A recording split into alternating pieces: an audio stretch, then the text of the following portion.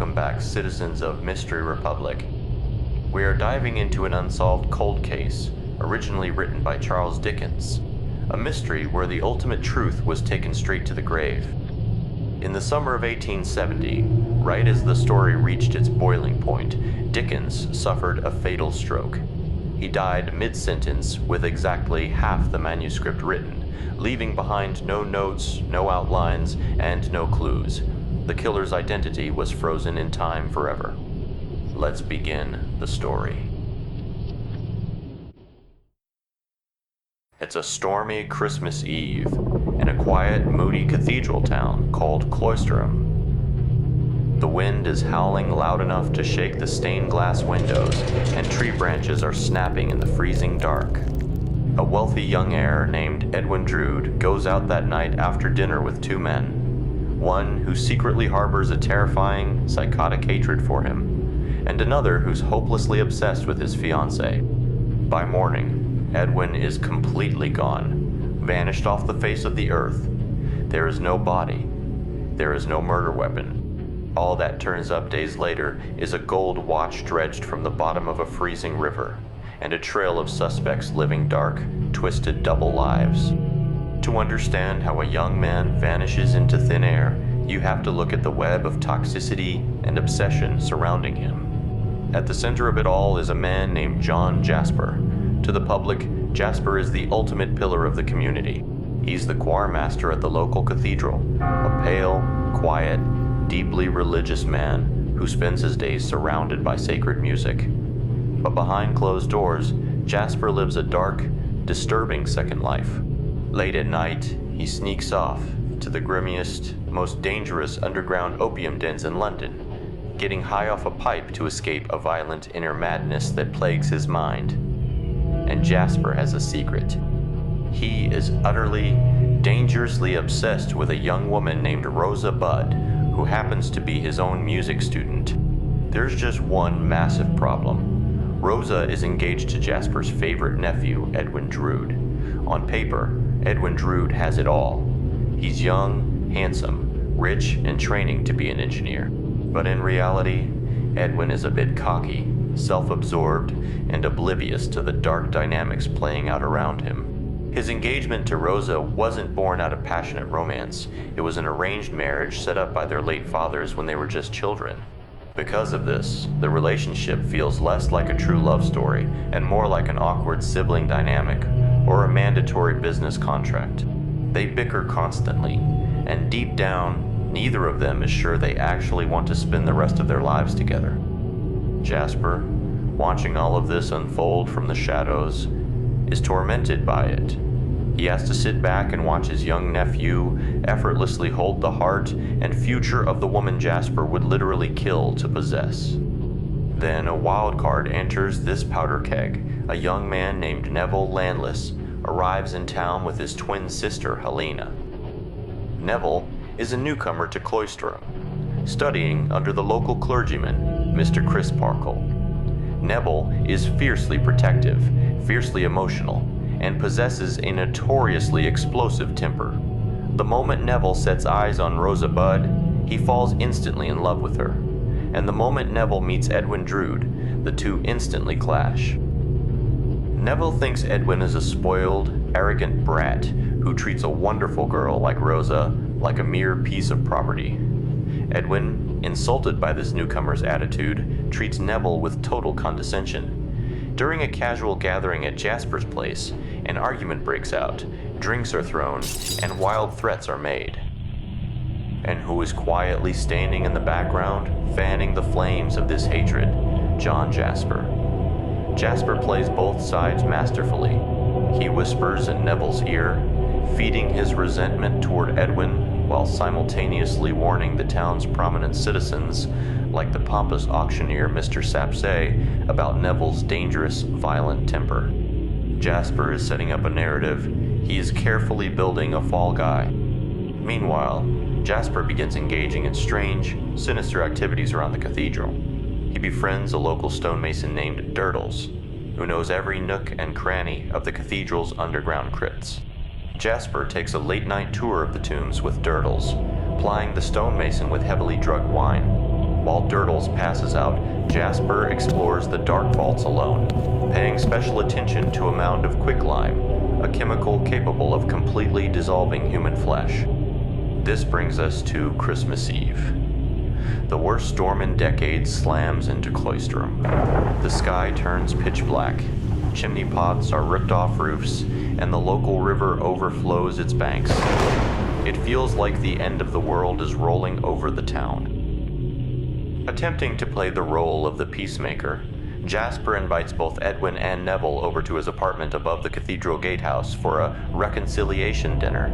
He claims he wants the two young men to shake hands, bury the hatchet, and enjoy a quiet Christmas Eve drink together.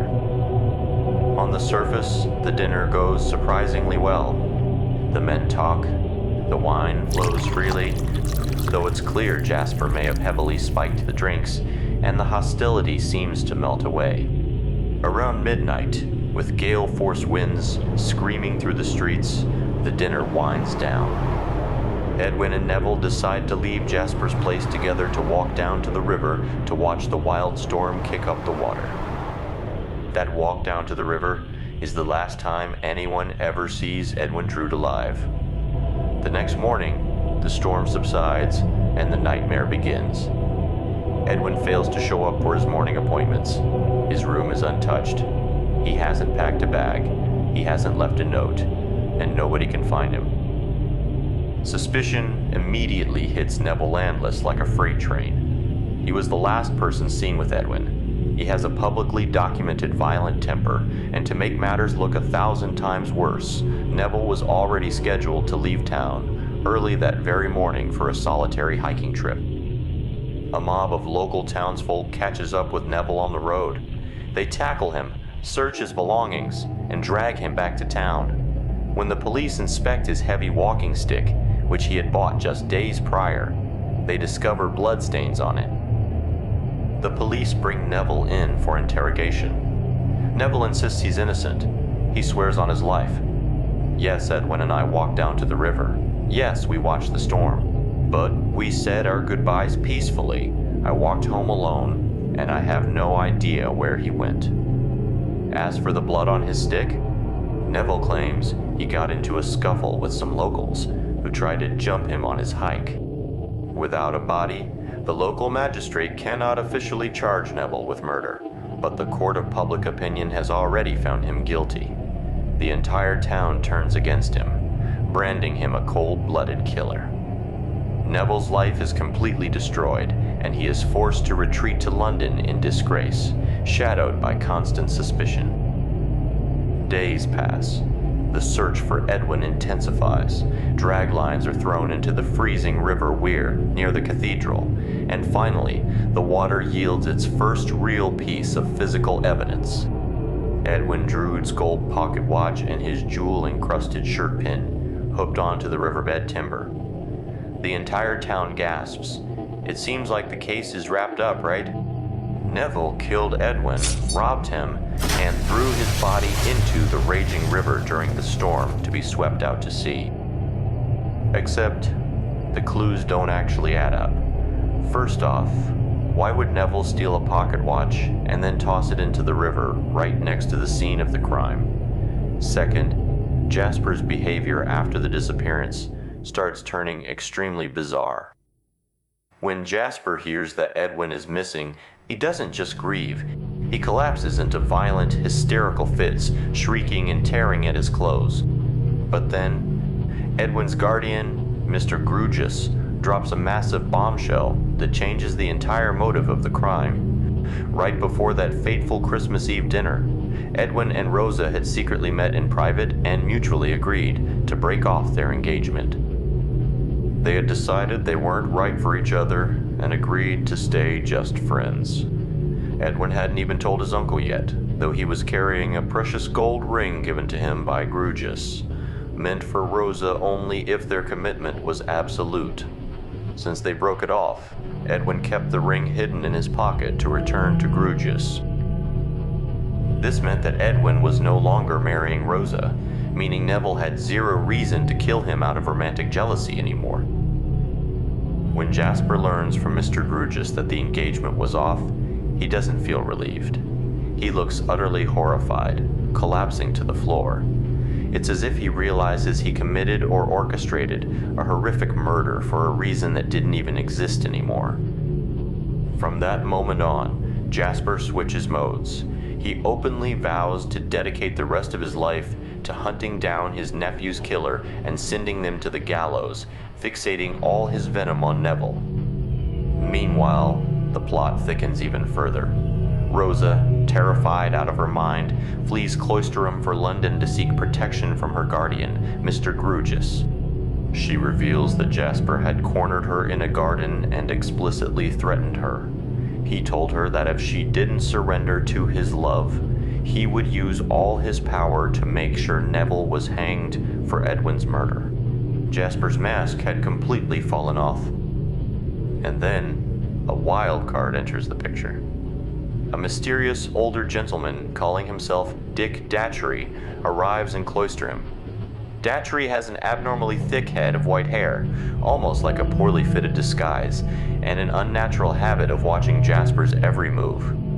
He rents a room directly opposite Jasper's apartment from Mr. Tope, the cathedral verger. Datchery spends his days tracking who comes in and out, making inquiries all over town, and keeping a secret tally of score marks carved in chalk into his closet door. Datchery is clearly someone in disguise, closing in on Jasper's trail. At the same time, the old woman who runs the London opium den follows Jasper back to Cloisterham. She reveals to Datchery that Jasper mutters dark secrets in his sleep while high on opium, mutterings about a dangerous journey and a terrible deed involving his nephew, Ned. The net is tightening. The atmosphere is suffocating with dread. Jasper is descending deeper into opium-fueled paranoia. Datchery is on the brink of catching him. The woman from the opium den is watching from the pews. The secret of what happened on Christmas Eve is seconds away from being exploded wide open. And then, the narrative stops dead in its tracks. The trail goes completely cold, leaving behind an unfinished story and a mystery with two massive competing theories based on the surviving clues. Theory number 1, the Jasper murder. Jasper, high on opium and driven completely mad by his dark obsession with Rosa, ambushed Edwin on Christmas Eve.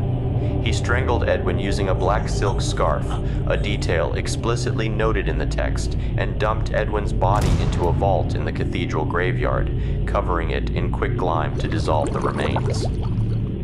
To frame Neville, Jasper took Edwin's watch and pin and threw them into the river, unaware that Edwin was also carrying the hidden gold ring. Because gold resists quicklime, that ring would eventually be the physical evidence that incriminates Jasper. In this version, Dick Datchery is an ally or investigator in disguise, possibly Helena Landless, Mr. Bazzard, or Tartar, gathering the final proof to send Jasper to the gallows. Theory number 2, the survival twist. Edwin Drood didn't actually die that night. Jasper tried to murder Edwin, but the opium made him sloppy.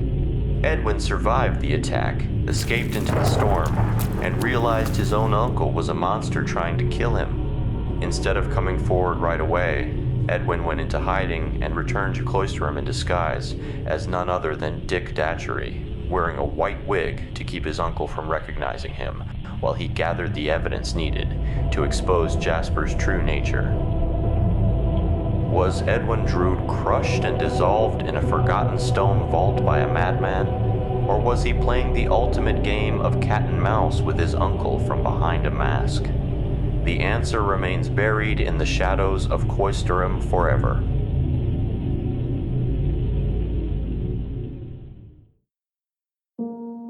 So, citizens, who do you think was the killer? Was it John Jasper, Neville Landless, or did Dickens have a massive plot twist planned? Drop your theories in the comments below. I'd love to see how you crack this case. Thanks for watching, citizens. If you enjoyed this case, don't forget to like and subscribe for more.